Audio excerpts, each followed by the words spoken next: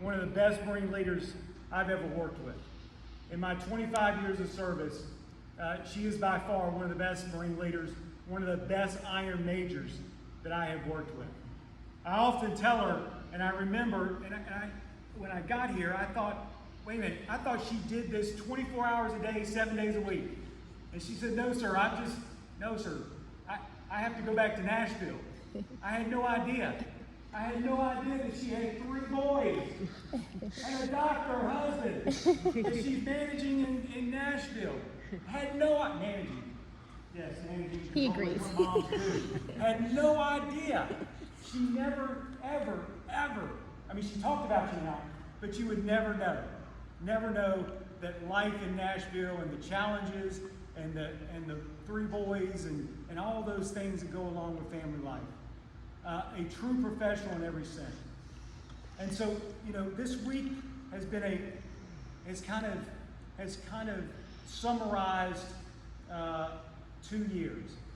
Because if you think about what happened this week, right, is under Major Jackson's leadership, right, she brought in the entire company.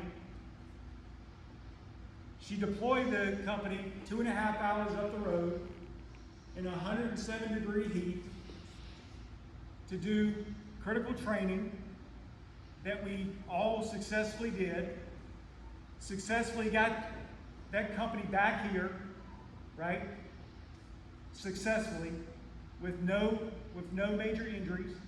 But the injury that we did, right, who was at the point of friction? The major, the Iron Major. They're directing and ensuring that our Marine got the appropriate medical care that he needed. And again, that Marine is safely back here in the fold. And that's what Major Jackson has done for the past 2 years. She's poured her heart and soul into this company. And I think that changes of command, whether it's at the company level, battalion level, regimental level, so on up, I think the company level is the most critical. And why do I say that? Because it's the foundation. It's the foundation that builds off of successful battalions and successful regiments and so on. And so I cannot thank you enough for what you've done and what you poured out into this command. I know that it's mixed emotions. We've talked about it,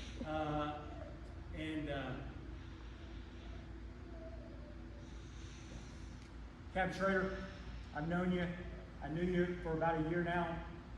Captain Schrader, I met him up at Northern Strike when we were doing it, and Captain Schrader came up to me and he told me all kinds of good things that, sir, we could do, and I was like, okay, great, let's talk about that. And he's like, well, sir, I got something else planned. And he went to school, which is great, but I'm glad that you're back with the team, and I'm looking forward to you you got some big boots to fill, but I'm looking forward to you taking it to the next step. And so before I turn this over to Major Jackson, I want you to come up here. It's your turn. Oh, it's it is. Turn. Yes, sir. But I want to formally, I want to thank you on behalf of me and the Sergeant Major and the entire team. But secondly, I spoke to General Jackson this morning, and she said on behalf of her and Sergeant Major that although she didn't, you guys, you're Jacksons, right? But I told her all the great things, and she said on behalf of her, thank you. And she said she looked forward to meeting you and seeing you grow in the Marine Corps. All right. Major Jackson. Yes. Well, I'm glad I wrote this down because I promised myself I wasn't going to get emotional today. But I want to be real, sincere, and genuine that as I'll get through this. And this has been the highlight of my career. And it's not me being up front, it's you. And I hope you understand that, the way that you come to drill, even when it's really hard, and even when you have to be out in 107 degrees, you come to drill. And then tomorrow, you're going to go back to your civilian jobs. And even though I did active duty, and I'm so proud of my service there, I didn't know I could feel this way in the reserve, to be so proud of you and who you are as Marines when you don't do this all the time. I can't tell the difference between you or the active duty units that I used to lead. And I just want to thank you for that, because we all kind of talk about this COs and they get the attention, but you all helped bring me here, and you all helped to build me and to lead me. So I'm going to collect myself and slow down a second, but I just wanted to say that you come and you do this in the extreme heat on the range. You come and do this when there's frigid temperatures at a PFT, or as Master Mendez will account, you do it when it's COVID County out in Northern Strike. And I want to thank you for that. It has been an honor and a privilege, Marines, to wear the cloth with you. I leave you with this. Keep challenging yourself. Grow and continue to be better, not just for the Marine Corps, but for your communities and your families. Mom and Dad, this is why I'm so emotional today too. Dad, thank you for, Mom and Dad, thank you for raising me in a home, such a safe, wonderful home and a great upbringing in such a beautiful place. And thank you for being my first leader, Dad.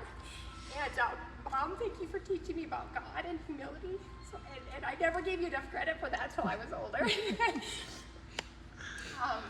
Look, I'm a mess up here.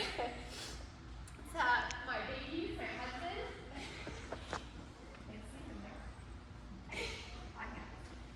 Thank you guys. You are my heart, my passion, and my world. I'm so proud of you. You guys are crazy. Thank you so much. I love you more than anything.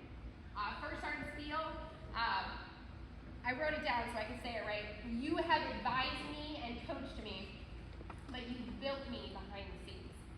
You never took credit, never one time, and you always put them first, always. And thank you for keeping me out of jail. And staff, Gunny McGinnis, where's my, which I know she's out here somewhere. Gunny McGinnis, I know you're in here. You are just hustle and grit, and we are so thankful to have you in the company office. Master Bernabe, Master Pelham, please clap to him. You are the embodiment of what it means to be a staff NCO. But you don't just say it, you live it and you walk it every day and are a leader. So thank you for your leadership. I also want to say thanks Staff Sergeant Sosa, Lance Corporal Della Contez, and Sergeant Visconi. Just thank you for what you do for the Marines, most importantly, and how that you always helped the command team do what's right, to look good, and to lead, and to be able to execute drills professionally. And then finally, but certainly not least, sir, gentlemen, staff, thank you for giving me the trust and confidence to lead these Marines. Thank you for your leadership. Again, this has been the highlight of my career, so thank you, gentlemen. Captain Traeger, it's all yours. We're all Marines. So, first off, I want to thank you to the command deck, sir. Appreciate the trust and confidence you placed in me and leading these Marines. Gentlemen, SMC, our side, I side, look forward to working with everybody. Thank you for the opportunity. Specifically, Major Jackson, ma'am, you have been the definition of what leadership looks like.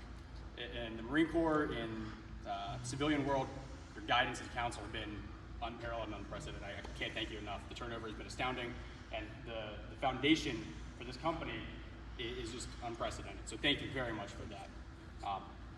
Bess, Theodore, behind the glass back here. So Bess came all the way down here from Chicago to see me thank her in front of everybody. She didn't come down here to watch me take command. She came down here so I could say thank you. My wife has been my rock and my advisor, my counselor, my entire, pretty much adult life. We've been married for 10 years, and I couldn't be here without her. So thank you, Bess. And Theodore, great job for like the first half. We'll get there on the second half. Lastly, to the Marines and the company at large, I want to just very, very briefly discuss personal philosophy, right?